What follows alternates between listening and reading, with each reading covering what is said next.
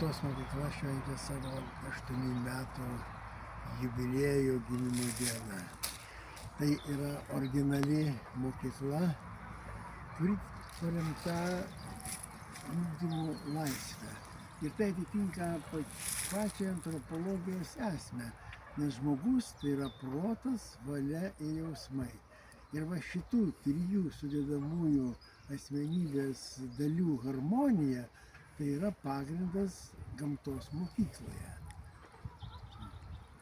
Aišku, kad jūs galite iš karto pasigesti griežtos tvarkos, skambučių, bet, ta visa tvarka tai yra ugdymosi prasmės ieškojime, radime ir perkelimą tada viso to, ką vaikas patiria, tiek akademinėje srityje, tiek šiaip pažintinėje srityje į savo asmenybę.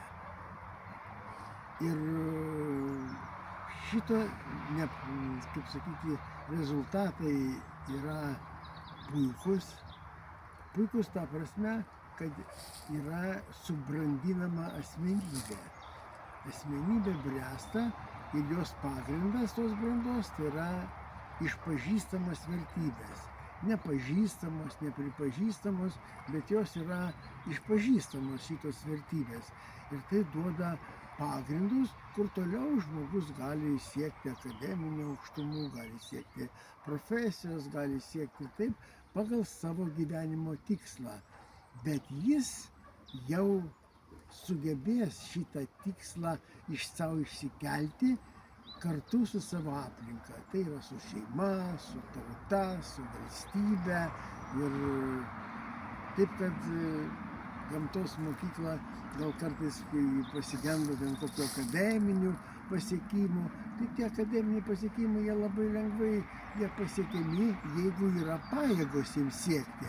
O jeigu tokioj į drausmę, kurios nesupranta vaikas, jis yra įspraudžiamas mokykloje, tai kas iš tų pasikartojančių pamokų, kurių ten 30 ar kiek savaitėje yra, jeigu jos našumas jų menkas, jeigu jo visos mintys yra, visi jo siekiai yra ne mokykloje.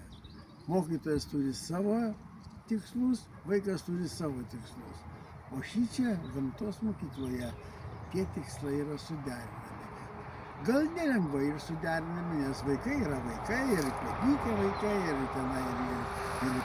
kitas ir pretinginio galbūt yra, bet kantrybė, pastovus dėmesys ir pastovus gyvenimas kartu vardan vaiko ateities, tai yra šitos mokyklos esmė.